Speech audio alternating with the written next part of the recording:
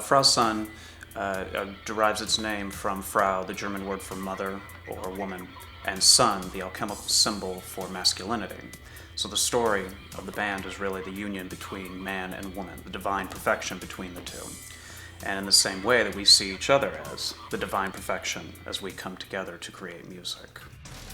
So the symbolism that's buried in the music can be in subtle forms or it can be in very obvious forms. In the subtle forms, sometimes beats are utilized in order to have secret messages being conveyed, specifically in Morse code. A few songs actually have secret messages, subliminal messages in many ways, buried within the music through the beats.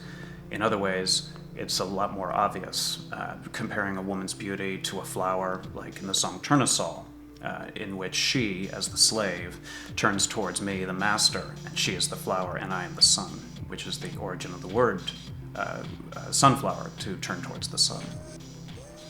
Well, when I first started creating music, my first album, 1000, I wanted something that was very raw, very punk, and I had gone through a breakdown, emotional breakdown, and it was my path to rebuilding myself. I had a lot of anger, depression, and I threw all that energy into the music. It was simple and it was just messy, but it was deliberately meant to be that way because it reflected my emotional state. And as I started to develop my music more and more, I started to understand my own pain and my issues that I was dealing with, and I came to the conclusion that there was a lot more to sound than what was obvious.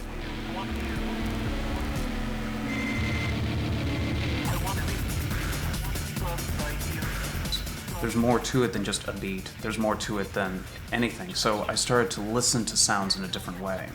I would listen to the pang of the way that a pair of pliers hits a piece of steel, but I would think, well, I don't want to just use that sound. How can I change that? I would make it delicate. Delicate sounds made to something very rough, and rough sounds to be very gentle.